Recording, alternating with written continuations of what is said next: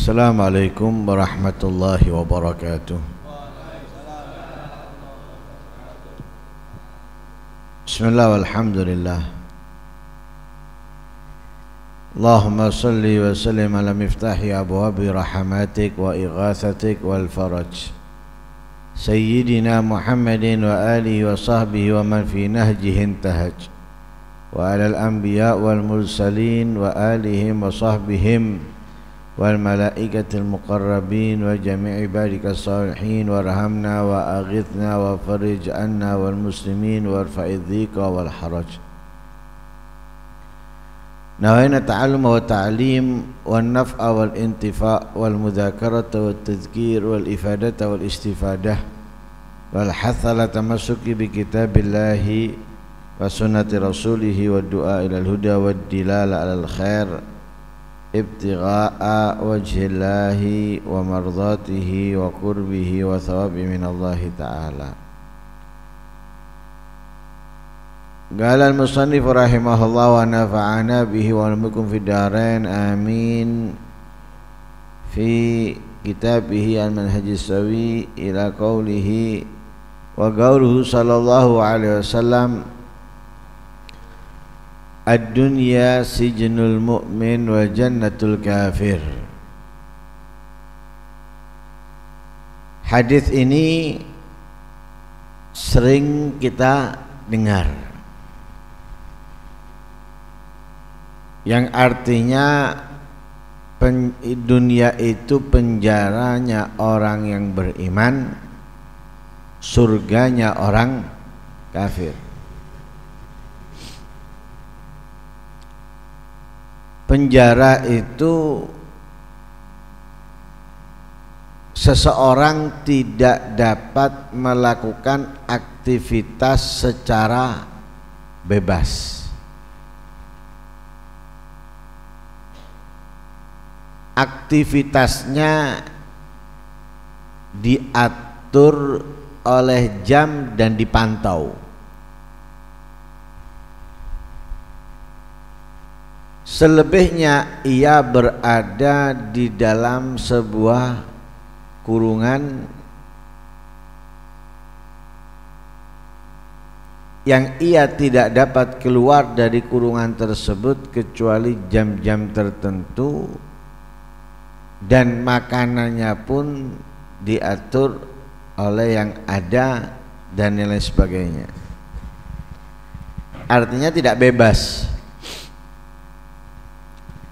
walaupun dikasih makan tapi gak enak, seperti burung dalam sangkar. Ia bisa menggunakan sayapnya untuk terbang ke kanan, terbang ke kiri. Mungkin untuk mereka itu dianggap loncat, bukan terbang. Makanan disediakan, tapi mereka senang? Enggak senang. Karena tempatnya sempit. Yang mana biasanya ia terbang dari pohon ke pohon, dari tempat ke tempat, kemudian berada dalam kurungan.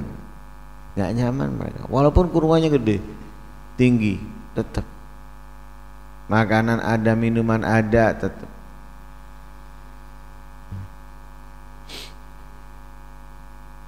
Adapun surga, tempat yang nyaman dan bebas melakukan aktivitas apapun. Mau makan, makan, mau tidur, tidur, mau olahraga, olahraga, nggak ada yang ngatur. Itu surga. Enak tok sudah dalamnya. Lah ketika kita sudah mengetahui bahwa penjara itu bagaimana, surga bagaimana, lah kalau di dunia sebagai orang mukmin itu merasakannya seperti di dalam penjara.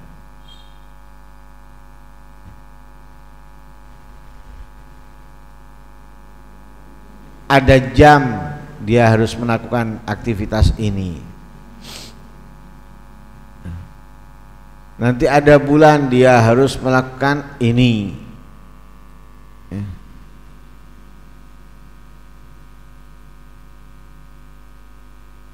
Waktu-waktu yang ada ia harus manfaatkan dengan baik, karena apapun yang ia kerjakan menjadi penilaian. Seperti ketika berada di dalam penjara, orang yang ada di dalam penjara itu menjalankan sesuai aturan yang ada, baik itu dalam aktivitas dan yang lain sebagainya di dalam kurungan, mereka itu mendapatkan nilai. Nilai itu bisa jadi untuk mengurangi apa? Mengurangi masa tahanannya. Karena itu bulan-bulan tertentu seperti bulan Agustus ada namanya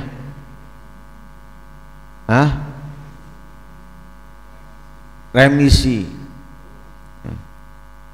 dikurangi itu. Dari mana remisi itu? Diberikan kepada semuanya? Enggak, kepada orang-orang yang dianggap layak mendapatkannya. Penilaian, tidak membuat keributan di dalam penjara, menjalankan apa yang aktivitas yang ada, bahkan mungkin kalau dia membantu temannya dan lain sebagainya. Dari penilaian itu ia mendapatkan remisi, dikurangi bahkan bulan sampai tahun. Dikurangi beberapa bulan atau dikurangi beberapa tahun, sehingga apa? Hasil putusan di sidang dengan ini berubah. Di sidang 5 tahun penjara, karena di dalam penjara dia melakukan sikap yang baik, sikap yang bagus, akhirnya hanya 3 tahun penjara. Sama halnya orang mukmin ketika di atas dunia. Ketika ia memanfaatkan waktunya dengan baik, berarti semakin ia terbebas daripada murka, azab dan nerakanya Allah Subhanahu wa ta'ala.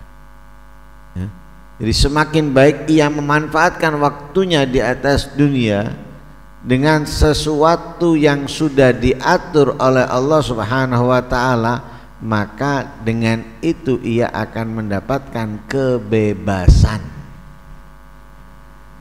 Kapan kebebasannya? Kebebasannya kelak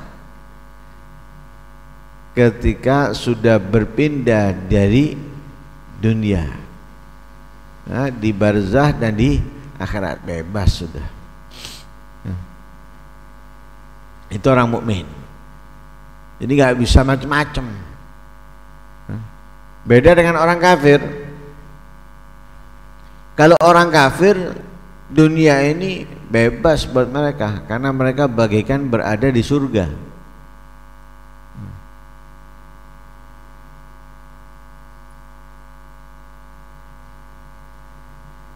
Mau ini mau itu bisa mereka lakukan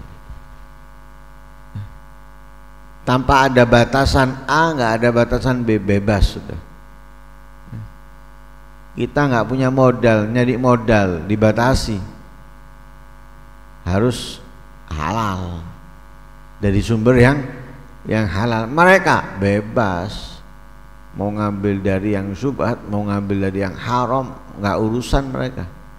Yang penting modal. Mau makan jam berapapun bebas, bulan apapun bebas kita. Enggak, bulan Ramadan enggak boleh makan siang hari, makannya hanya malam hari, siang puasa. dan yang lain sebagainya. Wa qalu sallallahu alaihi wasallam al haya khairun kulluh. Rasa malu itu isinya semuanya kebaikan. Malu itu yang mensupport seseorang merubah kekurangan yang ada di dalam dirinya untuk menyempurnakannya. Jadi sifat malu adalah support yang ada di dalam diri seseorang yang dapat merubah hal-hal yang kurang baik menjadi baik, yang kurang sempurna menjadi sempurna. Itu rasa malu. Tapi kalau rasa malu itu justru membuat dia tidak merubah yang tidak baik atau yang tidak sempurna, malah ia menghindarinya, menjauhinya, itu bukan malu. Itu bukan malu. Kenapa kamu nggak ikut baca? Kenapa kamu nggak ikut hadir? Malu saya ndak ngerti, saya ndak bisa. Lah itu bukan malu. Kenapa? Karena membuat dia menjauh, bukan membuat dia memperbaiki ketidakmampuannya atau ketidaksempurnaannya menjadi sempurna, malah justru menghindar. Itu bukan malu. Makanya lawannya malu itu adalah jubun. Nah, lawannya malu itu jubun. Jubun itu kalau di bahasa Indonesia bahasa Indonesianya itu pengecut. Kalau bahasa Jawanya lece. Kenapa? Lari dari yang ia tidak mampu. Lari dari yang sesuatu yang dia tidak mampu, lece, pengecut. Kalau kita kan membahasakan pengecut itu kan ketika ada lawan kita nggak berani. Sama, ini lawannya apa? Lawannya kekurangan yang ada dalam diri kita. Lawannya ada dalam diri kita. Lah kalau kita nggak berani, justru malah menjauh, menghindar, ini namanya lecek, pengecut. Itu lawannya sifat haya, malu. Jadi malu itu kalau nggak bisa, dia datang, dia pelajari, lah ini malu. Waduh, isin aku ndak iso. Yang hadir kebanyakan bisa semuanya, apalagi umurnya di bawah saya, lecek berarti.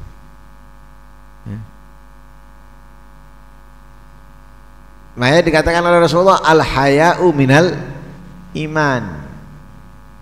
Rasa malu itu bagian daripada keimanan. Loh, masa bagian dari keimanan nggak bisa lari?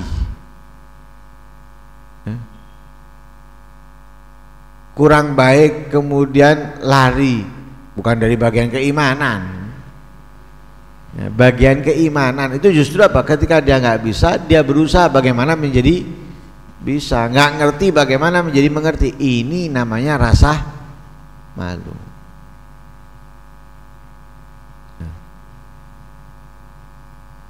Melakukan keburukan, melakukan kejahatan, melakukan kemaksiatan, melakukan kemungkaran. Malu, ya apa? Menghindarinya. Contoh nih, contoh zaman dulu, contoh yang elek ini ya, contoh elek zaman dulu. Kalau pegangan tangan dengan pacarnya, ada orang dilepas, apa? Isin. Ya apa malunya dia itu? Meninggalkan yang dilarang. Dilarang kan pegangan dengan bukan mahram. Dilarang. Apa sikapnya? Melepasnya. Ini malu. Meninggalkan yang dilarang. Ini namanya malu. Lah kalau orang sekarang nggak punya rasa malu, bukan gandengan, kadang rangkulan, terkadang lebih daripada itu, nggak punya rasa malu. Paham ya artinya malu ya? Artinya malu itu justru keburukan ia jauhi, ketidaksempurnaan ia sempurnakan, yang baik ia kerjakan, yang buruk ia tinggalkan. Itu rasa malu. Nah, ketika nggak punya rasa malu, naudzubillah min dzalik, sudah dia akan berbuat semaunya. Ilam tastahi fasna' ma syi'tah. Nah, kalau sudah orang nggak punya rasa malu, dia akan berbuat semaunya sudah. Di atas panggung nggak malu dia, pakaiannya nggak pantas, nggak malu. Kemudian yang naik untuk nyawer nggak malu, akan berbuat semaunya dia, nggak pernah berpikir dia. Kenapa? Seperti hewan, nggak pernah berpikir dilihat anaknya, dicontoh anaknya, nggak pernah berpikir dia. Kenapa? Nggak punya malu. Seperti hewan, nggak memikirkan, oh ini nggak pantas untuk saya. Enggak. Saya sudah punya cucu atau saya sudah punya anak saya bisa ngelihat, saya bisa mengetahui. Enggak ada seperti itu. Dia akan berbuat semaunya sudah, seperti hewan. Naudzubillah min dzalik. Nah, karena itu kita harus tumbuhkan rasa malu agar kekurangan dari kebaikan itu bisa kita sempurnakan. Ketidaktahuan akan kebaikan kita akan mempelajarinya. Nah, ini kenapa? Rasa malu. Jadi rasa malu adalah sifat perangai yang memberikan dukungan kepada orangnya untuk menjadi lebih baik dan lebih sempurna. Ya, bukan malah menjauh, bukan malah menghindar. Semoga Allah Subhanahu wa taala menjadikan kita orang-orang yang beriman dan orang-orang yang memiliki rasa malu, dan kita menjadi orang-orang yang dicintai, diridhai oleh Allah Subhanahu wa taala. Amin. Allahumma amin. Wa sallallahu alaihi wasallam Muhammadin wa ala alihi wasallam. Alhamdulillahirabbil alamin.